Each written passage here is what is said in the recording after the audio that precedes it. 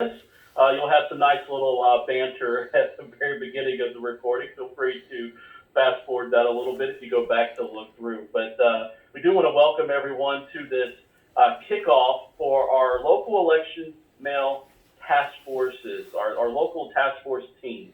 And it's going to be a very jam-packed agenda today. So I want to go ahead and walk through what that agenda is going to look like. And we're going to hand it off for some opening comments.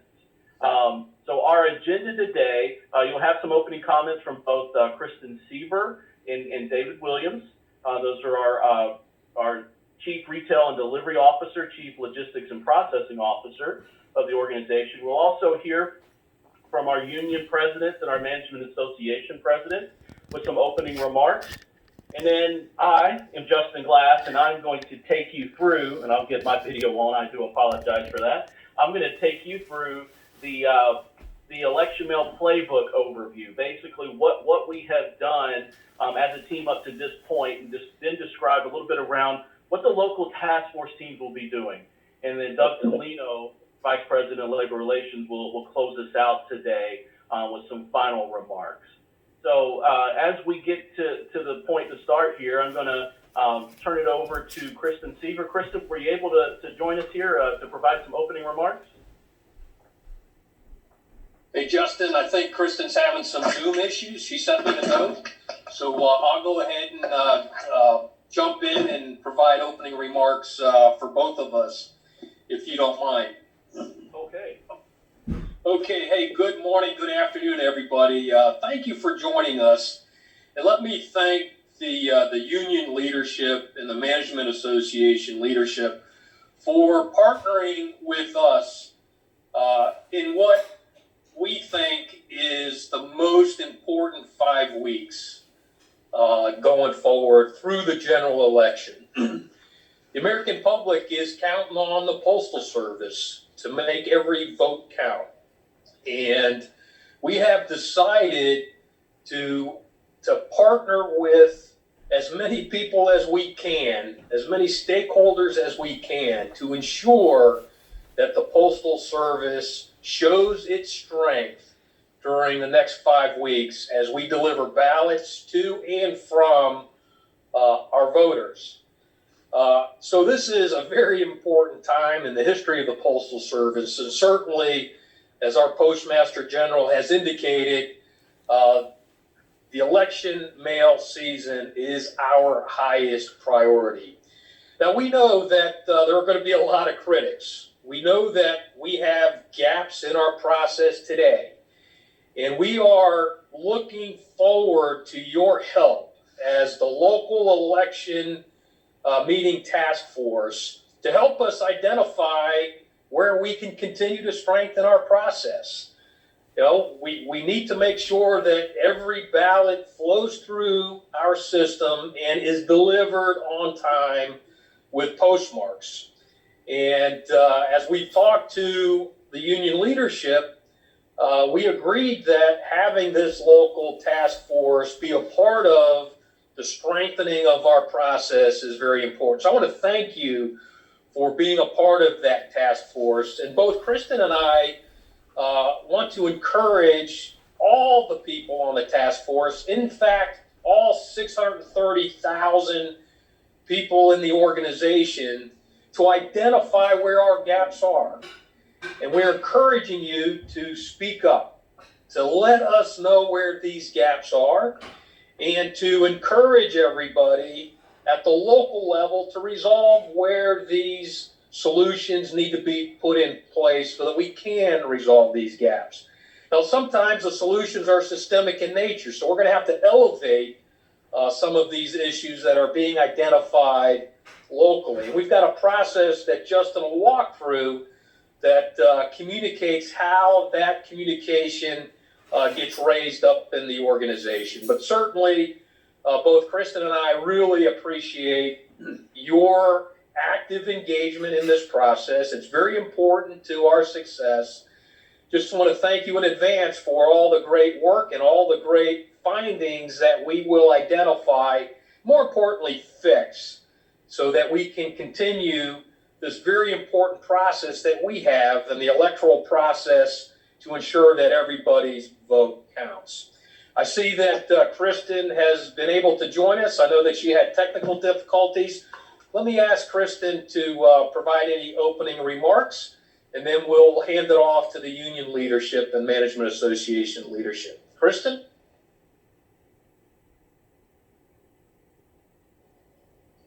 Kristen? Okay, I see her, but I don't know that she can hear us. Let me go to Paul. Paul, any opening remarks for the collective team? Yeah, I'll be real brief. Good morning, good afternoon, everyone. This election has put the Postal Service and postal employees front and center. Make no mistake about it, the whole country is watching. How we perform in processing and delivering election mail and ballots will make or break the Postal Service in the eyes of the American public. There's many out there expecting us to fail, and there's a lot out there who actually want us to fail. But there's no doubt in my mind that if we all work together, we can ensure that all ballots and election material are processed and delivered in a timely, safe, and secure manner. Thank you. Oh, thank you, Paul. How about Mark? Mark, you're on mute. Thanks. Greetings, everybody. I'll be very short. It's a vital time. It's a vital task. The people of the country are relying on us for tens of millions of people to have access to the ballot box, to be able to cast their vote. We're all, as postal workers, have great confidence in our history and our ability now to move the mail. Of course, we don't run elections. The states do. They have to do their job for us to do ours. But a few things about our committees. We look forward to them. We want the committees to be proactive. We want the committees to get started. Time is short, and we certainly want the committees to realize that it's going to be a work in progress. Not every question will be able to be answered today, but we'll get all those answered and we'll move forward together. The locals level is where the rubber meets the road, and in that sense, we very much look forward to this joint process, serving the people of the country in a very deep and vital way. Thanks all. Yep, thank you, Mark. Appreciate that. Fred, good morning. Morning, David. How you doing? Thank you. Good morning, everybody. Good afternoon. I just want to let everybody know that I have every confidence that we are going to successfully, accurately, and timely process and deliver the ballots and all the election materials. That's why I'd asked the Postmaster General to include the unions and the associations in this task force, and we appreciate him doing that. And I want to thank everybody on the call for accepting the role of being the eyes and ears of the task force in facilities throughout the country to monitor the protocols that the task force has put into place, learn how ballots and election mail will be treated differently, and basically see something, say something in terms of the process to make sure that we're able to do this successfully. So again, I just want to thank all of you and good luck, and I think we're going to have a good presentation today, give you an idea where what the task force has put together. So thanks for the time, Dave. Oh, thank you, Fred. Appreciate that. Let's go to Dan Hines. Good morning, Dan. Good morning, Dave. Thank you. I just want to say thank you to everybody that's, as Fred just said, everybody that is on the call that has stepped up and volunteered to help be part of this process. The country has taken the Postal Service somewhat for granted for many, many years now, and especially we have been out there throughout the COVID pandemic and everything connected with it. And it's very unfortunate that now we are somehow being cast in a negative light, and we need to take all of that negativity away and show the American public that, as we always have, we will, in the election of 2020, we will deliver the mail, we will process the mail, and we'll get the ballots to where they want to go, as long as we have the cooperation of all of the election officials throughout the country to help us move the mail as we do so readily. And again, just thank you to everyone. Thank you for the to the postal leadership at headquarters for allowing us to be part of this and to move this process forward. Thank you.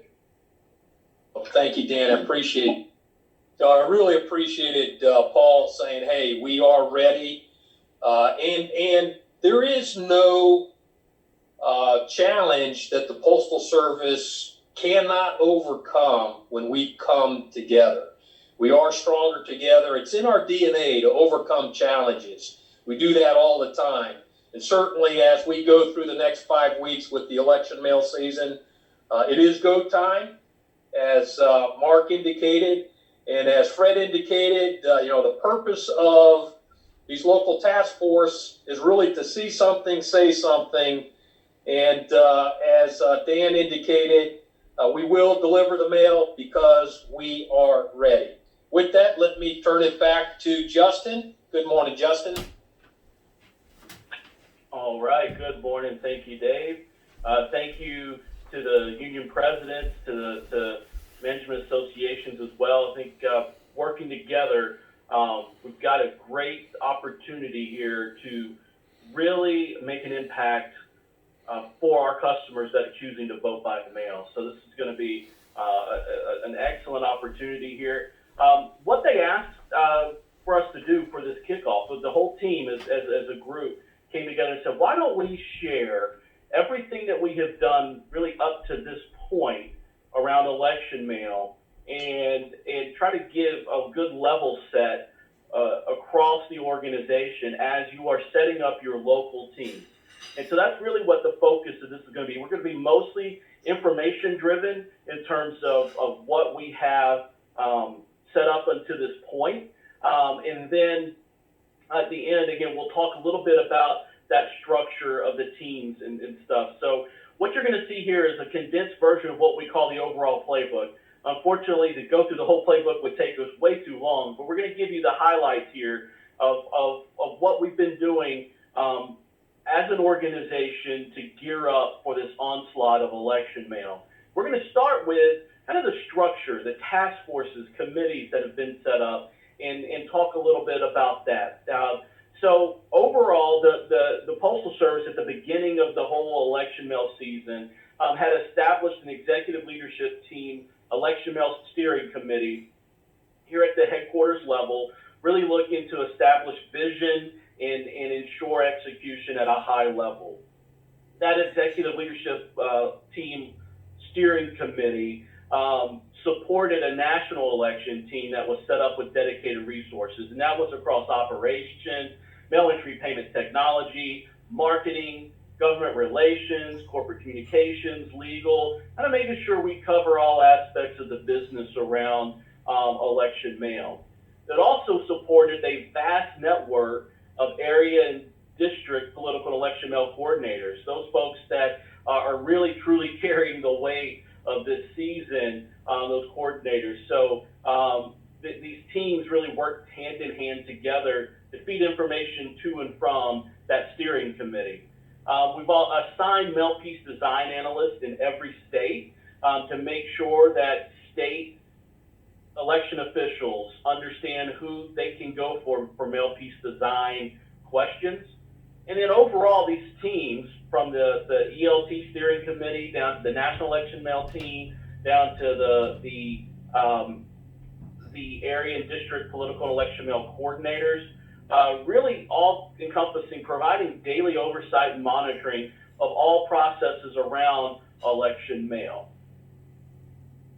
Now, throughout our movement from early January, February, when the world was kind of normal, through COVID, to everything that happened this summer in terms of COVID, changed all the primaries and had just made a huge impact or increase in the volume of mail, the timing of mail around elections and all this. The Postmaster General established the expanded task force. So he invited in the union president that you heard from, the management association president, and make sure we get, we added Doug Twino to the list for that vital piece of communication there. So that task force went from that ELT steering committee. It really expanded to make sure we had a lot more vision and a lot more reaching messaging and make sure we get a broad perspective. In addition, an election mail committee was formed for the Board of Governors, that is headed by Governors Moe, Bloom, and Barger, on helping us from the board side with establishing that vision and direction. So a couple other task forces and committees grew out of this. Now this is what that expanded task force kind of looks like. Again, it's really large there at the top. It's a box, but that box would include all those names that are listed there. So it's co-chaired by Dave Williams, Tom Marshall.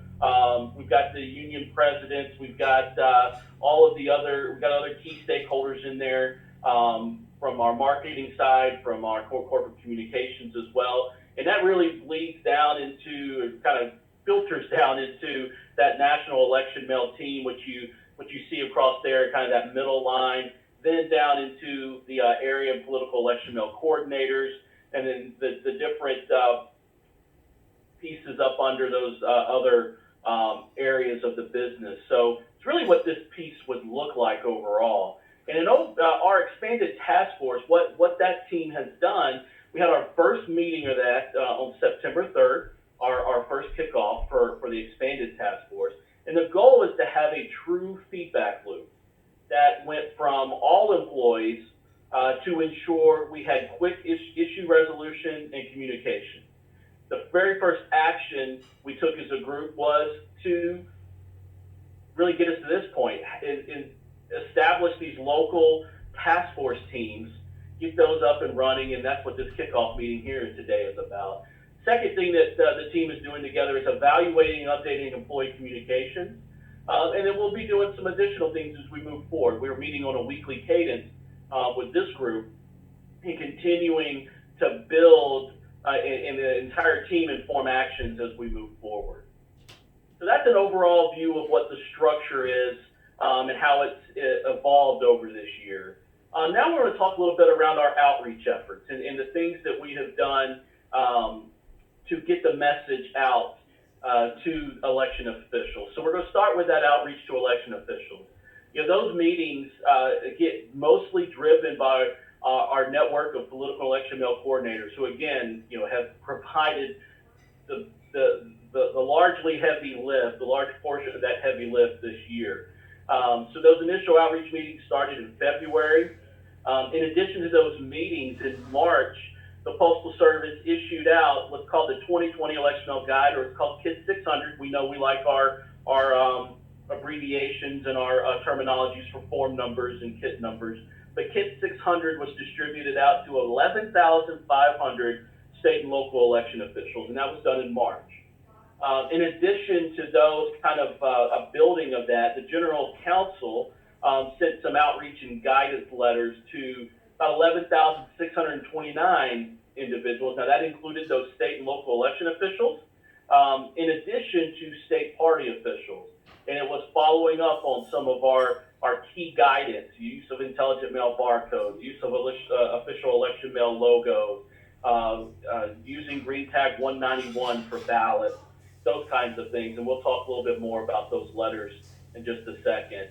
And then we really rededicated that outreach team really in June of this year to really, in response to just the vast number, or the vast increase in overall vote by mail movement in terms of states going to all vote by mail for this election that have never done it before, and more people requesting absentee or vote by mail ballots.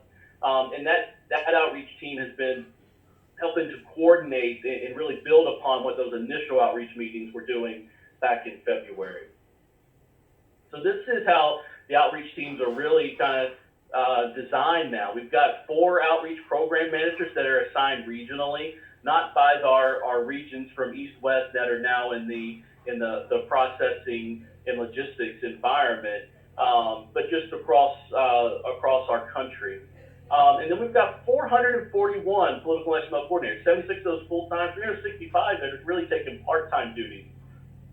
And these coordinators at the area district levels and the outreach program managers work together to conduct these outreach meetings. Those full-time coordinators are basically on detail throughout this election season into these things. They're carrying a large weight doing these things full-time. They are the points of contact with state and local election directors, and they're helping to gather information to educate and inform those election officials and to help determine some of the local logistics, right? How are we going to get ballots from this post office to this election board, those kinds of things. So overall, these teams have been working through this for a large part of this year. And as we look at some of the results, this is a total accounting. This was through August. We haven't got the through September numbers yet. But this is through August. We had a total of over 41,000 touch points with state, local election officials and or party officials, because we did include political party outreaches. You see about 213 total touch points there. 41,000 points of contact. I'm sorry, it actually comes up to 42,000 points of contact since the beginning of the year. That's a lot of communication, and we really are very thankful for all of you out there that participated and are continuing to participate in this outreach, because this is what will make the Postal Service successful. As we talk to organizations like National Association of Secretaries of State, the National Association of State Election Directors, they could not be more highly complimentary of the work that the political election mail coordinators do across the country. Those local relationships, and that, you know what, that even includes what those local postmasters are meeting with their boards that may not actually be in that political election mail coordinator role. It's all about the local teams, and again, we can't be more thankful for the work that you're doing with that. I want to talk a little bit about those letters. Again, we talked about around the general counsel letters. The first one was that we talked about the very first one was that May 29th letter. Again, that was more general and outreach in terms of establishing our recommendations on the usage of intelligent mail barcodes, knowing what our timelines are like, knowing our delivery standards, knowing to use official election mail logo, green tag 191 for ballots. Well, some additional letters were sent out to states in July of this year, at the very end of July, and these are the ones that became controversial. If you recall, we made the news quite a bit around these letters, and what was misreported about those letters were that they were letters to the states telling them that the Postal Service was going to be unable to deliver election mail for them. We were going to delay that mail. That is not what those letters were. Really, that third bullet there, they were more of a discussion around each state's election laws as the USPS understands them, and identified where those state laws were incongruous with postal delivery standards.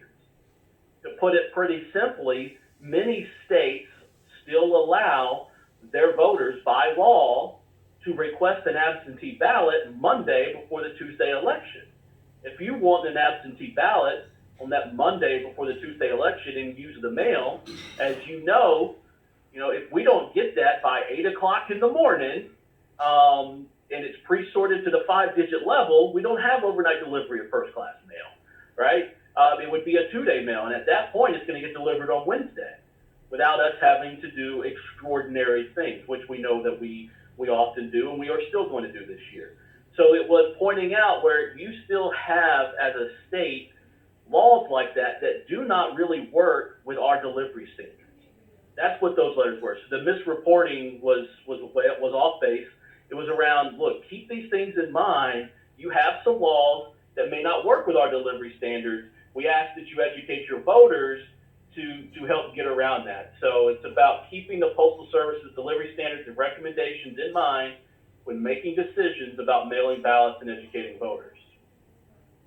Now, in addition, letters were also sent to congressional leaders, to the White House Chief of Staff, also describing all of that previous outreach that we've done, those 42,000 points of contact, describing those letters that were sent to each state.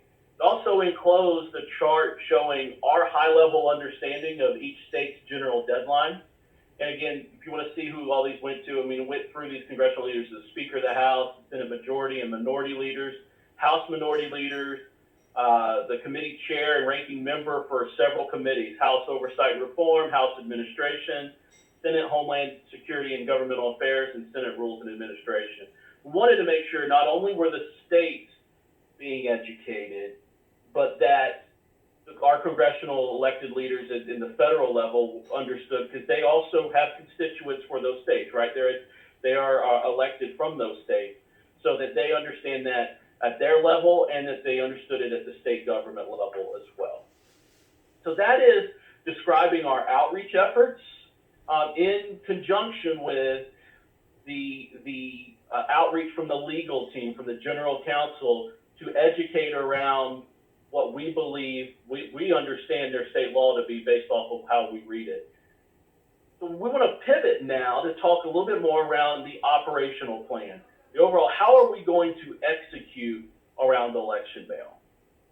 So the actions that we've taken overall around this, first, we're going to talk about our basics here. These are the basic actions taken to prepare and improve operations.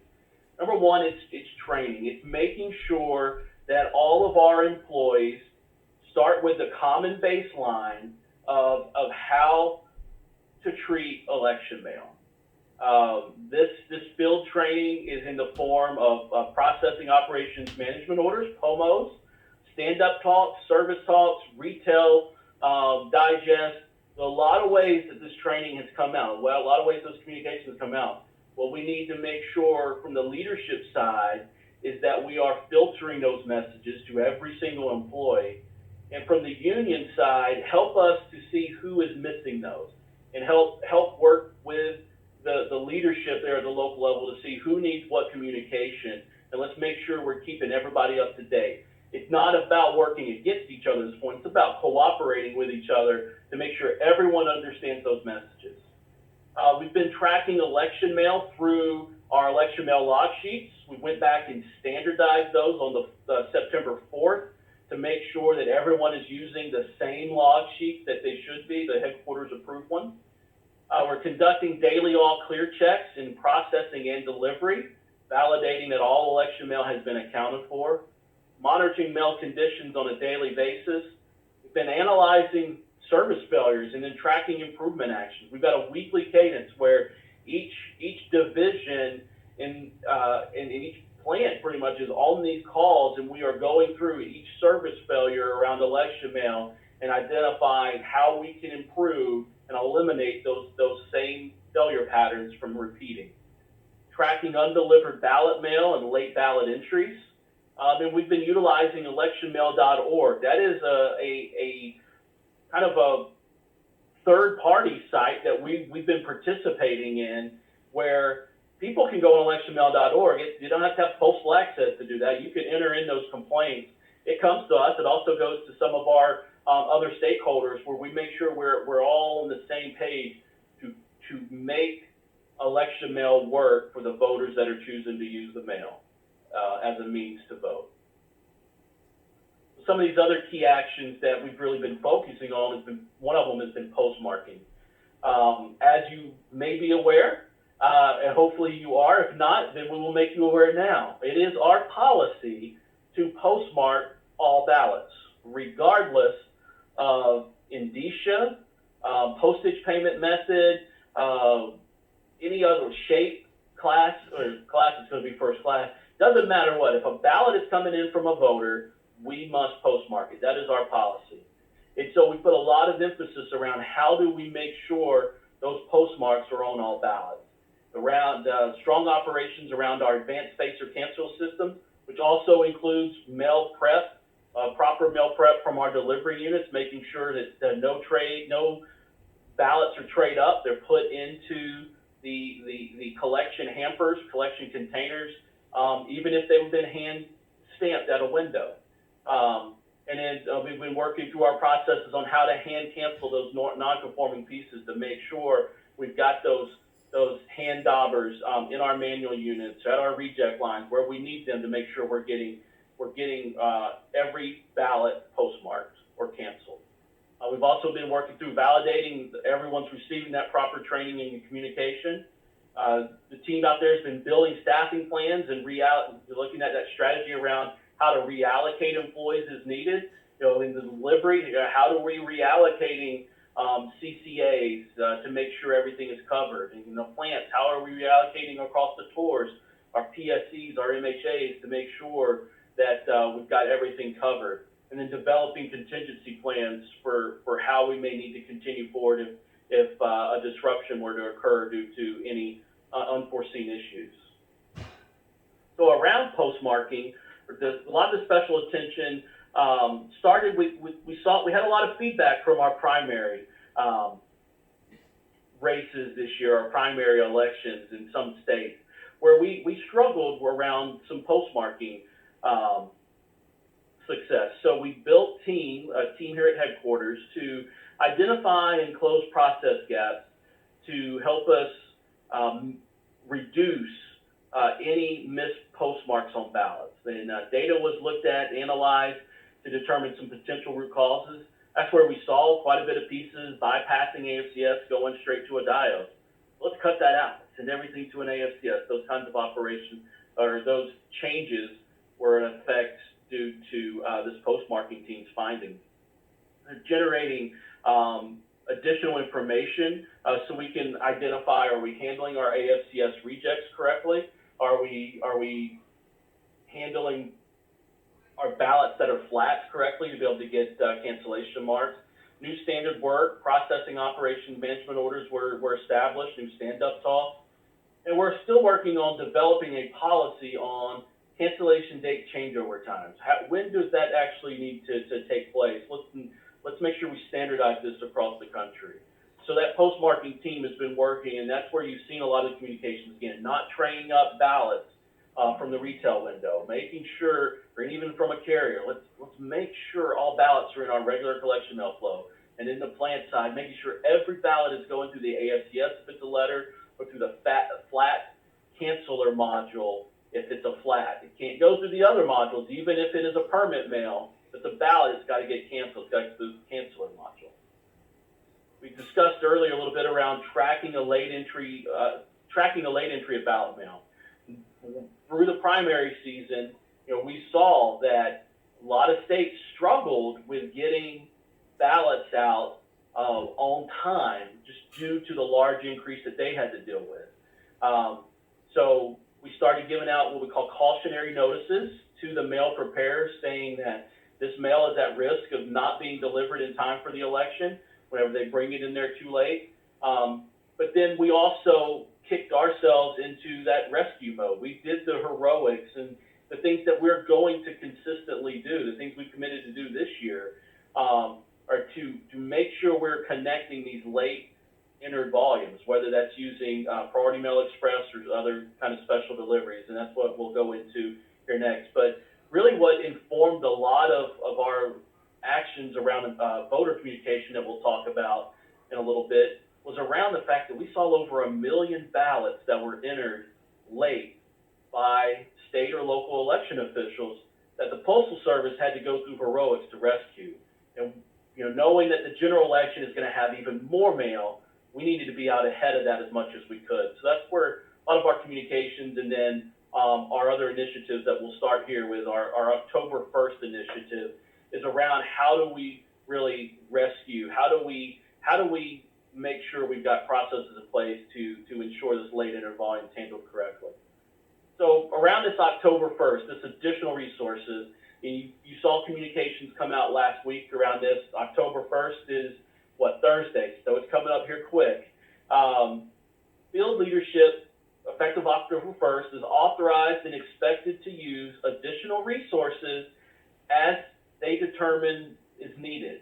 That would be overtime needed to ensure timely delivery, and to expand processing windows, including early collections and early cancellations, as it's needed.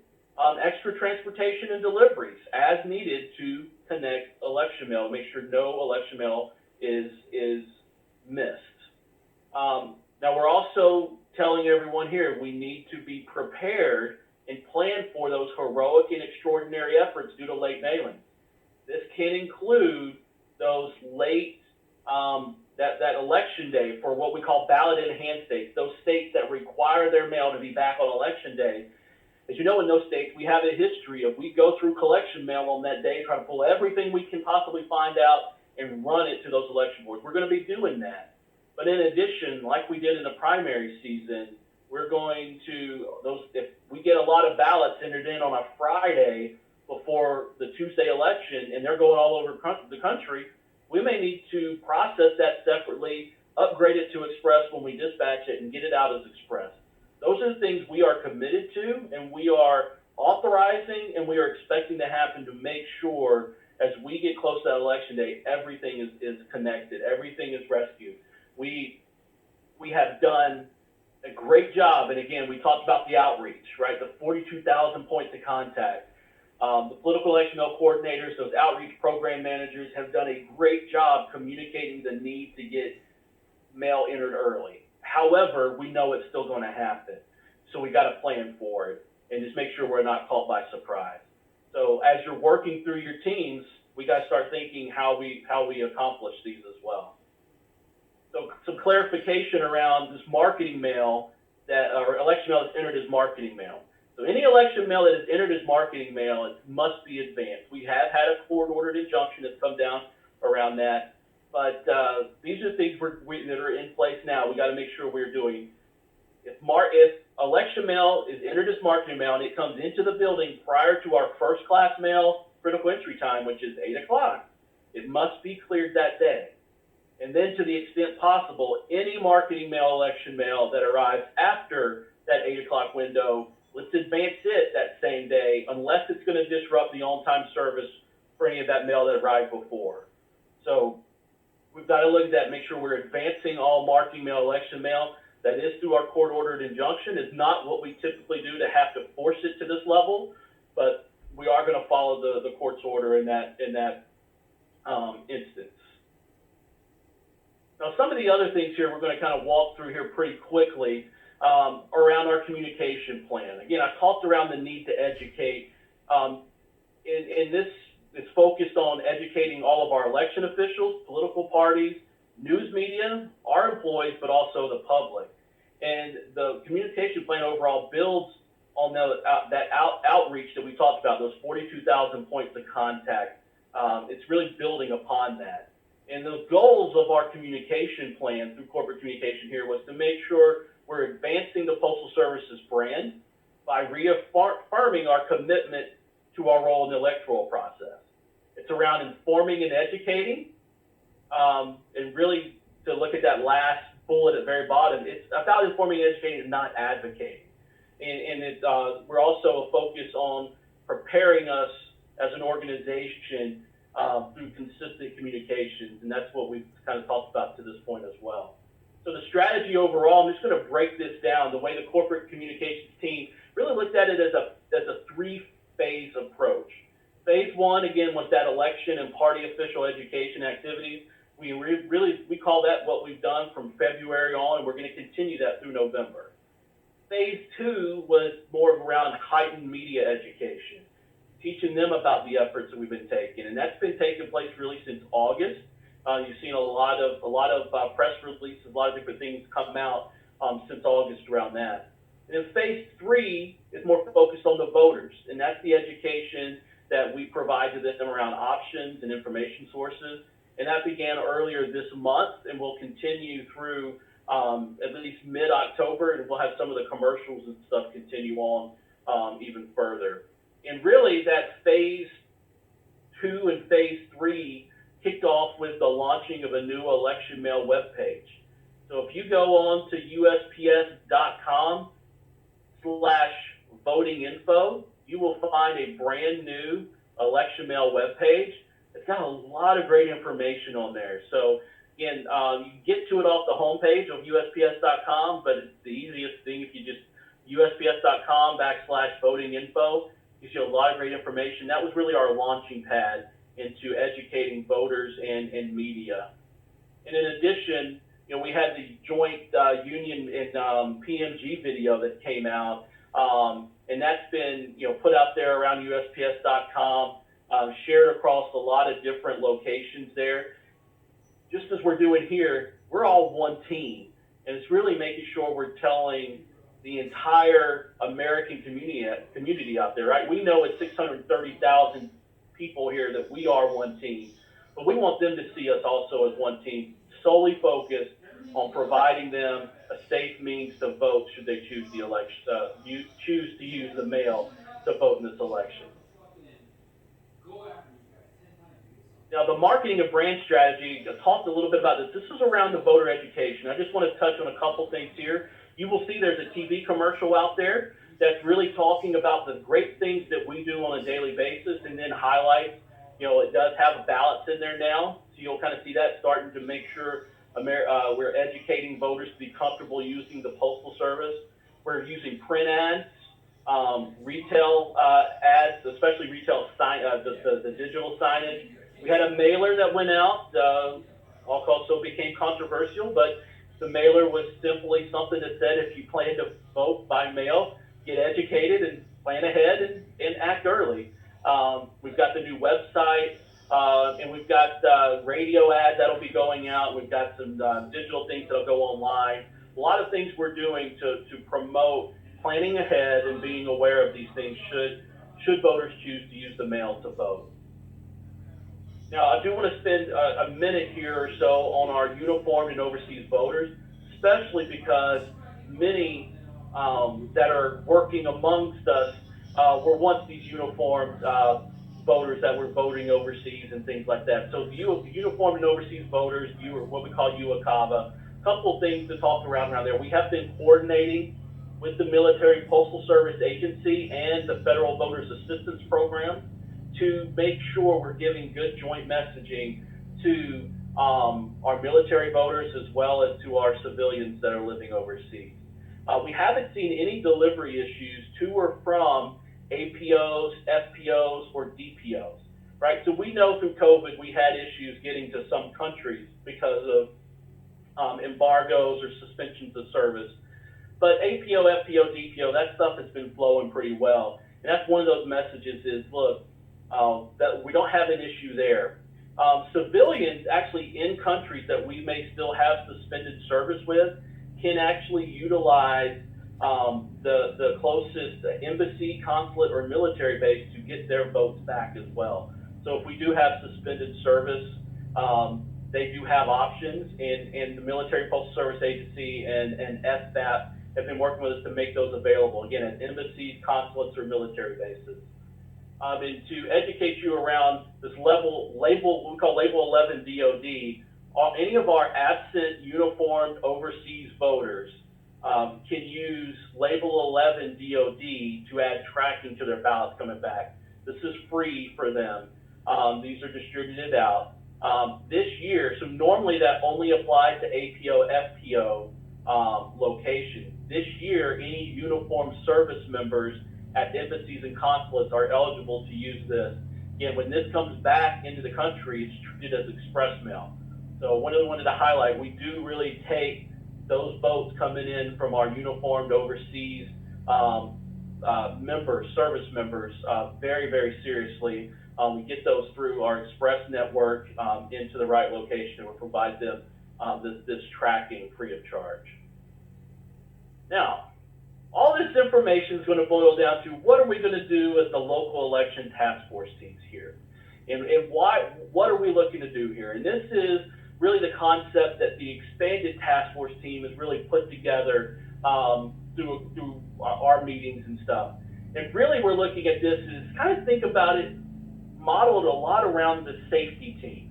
And it's not going to be an exact replica, right? We're not going to have all the same statistics and the same abatement plans and type things there, but it's really going to be, it's basically, instead of having our safety ambassadors, we want ballot ambassadors, right? We want people that are going to be focused on watching election mail, especially ballot, and looking for any hazards in those mail flows. Like we would be finding any safety hazards in the building, let's find hazards in the mail flow. and we meet together. Those local teams should be meeting together. And as a national task force, we say, we recommend it should be at least weekly, right? You may need to do this 2 or 3 times a week to start, but when we get out to 14 days for the election, we want you meeting daily as a team here to discuss these successes, these opportunities, the things that we need to make sure the whole team is aware of. You know, it's great if we can find a success story. You know, we found a ballot that was about to go through PARS. We know return ballots should never go through PARS if it's coming from a voter. You know, we had a clerk who saw that on the ledge and said, no, I'm pulling that out and I'm getting that connected to the right place. Like, share those success stories, but also share the opportunities. Hey, I found a spot where we delayed some mail. We need to get this fixed immediately. So the teams really are meeting together to discuss those things, communicating common issues, and developing abatement action plans, right? So how do we abate some of these issues? How do we abate these service flow issues that we can have and keep these things from reoccurring? The team should also be looking at, is there any employee messaging that needs to be developed and delivered, right? We got 36 days or so, I think we're actually a little bit lower than that now, prior to the election, right? It's a short time. What do we need to provide to all the employees? So that the team, that is your mission, right? Finding anything that can disrupt the flow of ballots and fixing it. And if you can't fix it at the local level, let's escalate it to the next level and find somebody who can help us fix it. And we've got a feedback loop we'll go over here on that. So finding the problems, potential problems, and fixing it, but also what are our employees deficient in knowing? What do we need to teach them better? And let's develop those locally. And if there's something I need to request from headquarters, let's do that and get that messaging to the employees. So we have kind of a roster here, right? So this is just a sample, right? This is not going to be what you necessarily are going to use, but for every facility, you should have at least one representative from each union that is represented within that facility. So if you're a plant that also has delivery out of the plant, you need to also have, you know, the carriers represented, whether they're letter carriers or rural carriers. So look through, make sure we are including every union, at least a member. Make sure we're including members of NAPS or UPMA. If you can use the district political election coordinator, or one of those 441, whether it's a part-time or a full-time person out there, let's utilize them. It could be that, you know, if you have a district team, the district managers should be on that, or the plant manager should be on that for the plant side, postmaster for your delivery units out there, other staff as needed, you know, so we can bring in additional people. How you build your team is up to you, but our requirement is that every union that is represented in your building has at least one representative on your team. And again, our cadence is at least weekly. Those last 14 days, you should be on a daily cadence, right? It's about finding those problems fast and fixing it fast. I was on a meeting earlier, and somebody brought up a great point, right? In the safety environment, we might sometimes take days to fix things, you know, and that might be generous. In this environment now, where we are this last month to push, we don't have days, we have hours to fix things. So that's what you can really do with the local team, is you can take those times to abate items. Instead of days and weeks, it becomes hours. And that's what we need you to do. Questions have been coming in. What do I do if I'm a small office, right? I don't have a large team up there. Okay, that small office, it can be pretty informal, right? It doesn't have to be super formalized. You can have a 2-minute conversation.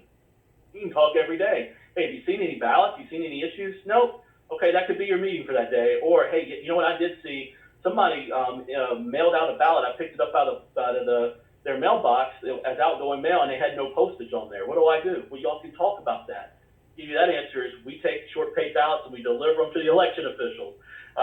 We just make sure we do it postage due and charge the election official later. Those kinds of things, you can be having those conversations on a daily basis, and that's where we really need the teams to work together. Again, you can control your local makeup. Just every union needs to be represented, and we need to have representatives from the management associations to the extent possible, and then it needs to just be working as a team to put 630,000 pairs of eyes on the processes and make sure no ballot is left behind. Now, I talked about the feedback loop a little bit here. Here's our feedback loop is really designed as a way for us to ensure problems that can't be resolved at the local level, that they are getting escalated up. So as you walk through, this is just a model. This is nothing, groundbreaking or anything that's novel. It's just the local teams meeting. Did we bring up an issue that needs resolving? Okay, we did. All right, can it be resolved locally? Yes. Oh, great. Let's resolve the issue. You know what? Let's make a note of that. Somebody on the team should be a note taker. Somebody should be logging what we do resolve, what we do discuss, so we can make sure we can go back, and if something that leads to a great thing, we need to replicate this across the country, you have those notes ready. If it's not something that we can resolve locally, just take it up to the next level. Can they help me do it? If not, we can kind of work through that whole loop. And then our political election mail coordinators can provide a lot of guidance. They are very knowledgeable. They are experts in this field. Use them for some coaching and some guidance. They also can provide line of sight to the area, the regional VPs, and to headquarters. So there's a way to get you escalated. I know we've been on the union side. You got ways to get up through to your union leadership. And then again, we meet very regularly here and are going to be working through those issues at this level as well. So that is what we are looking for you guys to do. And it's really a summary of the actions that we have taken and everything like that. I think you've heard a lot of information here today. We do thank you for joining us with us. I am going to turn it over to Doug Tolino, who will provide us some of the closing comments for today. And Doug, why don't you share some of your wisdom with us? Thanks, Justin. Really good presentation. The first thing I want to make sure that we communicate is it's a work in progress. I heard it mentioned earlier. And even though it's a work in progress, some communication down at our level, some folks haven't even realized yet that we're creating these local teams. We're going to work on that. We're going to make sure that communication flow gets down there. So be patient. And the other thing that I want you to do is absolutely just thank everyone for your participation, for your collaboration, and most importantly, for your input, being the eyes and ears. We need you. We want your input. We want your participation. We want your feedback. This is a two-way street. We get that, and we are looking forward for your help and your assistance. One thing I'm sure of is that when we collectively work together for the common cause, which is delivering America's election mail, we put our heads together, no organization in the world is better than we are. And that's because of everybody that's going to participate in it. So again, we will work through some of the issues that we know are already out there. Justin put together a great presentation for you all to start with. I see Brian Wagner, and I know that he wasn't on earlier, and I wanted to give him the opportunity to go ahead and say a few words. Brian, are you there? Yeah, I'm here, Doug. Thank you very much. I want to thank the post office, and really I want to thank the volunteers for stepping up on this local election mail task force. Like Paul said, I don't have to tell you that there's a lot of eyes on the post office right now. But to me, this local election task force is all about having more eyes on efficiency on how we're going to process and deliver the mail this year. And I have all the confidence, like we've all said, in our postal employees. As this is nothing new for us. We've been doing this for years. We're the experts on ensuring that election mail ballots are delivered timely. So in any election year, the Postal Service has never let down the American public. And because of everybody's help on this effort, we won't this year. And I want to thank everybody. Thank you very much. Well said, Brian. Dave, anything else to close out? I'd like to have Kristen. I know that Kristen has joined us. I believe that the technical difficulties have been resolved. Kristen? Well, let's give it one more go. Can you hear me? Yes, loudly. Yeah, so clearly, not the CIO anymore. All my technical acumen has left me. Apologize for not being able to talk to you earlier, but I was on and heard every word. And just to reiterate a couple of key points. One, thank everybody Not just for the involvement on this task force, but for the longstanding commitment to the Postal Service and all of our employees. We all play different roles. We can agree and we can disagree, but we all have our hearts, in it for the Postal Service. And I think that's what's going to galvanize us over the next 5 weeks. I think everybody has said it. We want as many eyes, ears, feet, hands on the ground, working the issues as we identify them. And we know there'll be issues. So we'll identify them, we'll work through. Justin brought up a really important point about documenting them, because issues seem to resurface even after we've resolved them, whether it's through the media, inquiries that we get, and we'll need to have that information as we go. I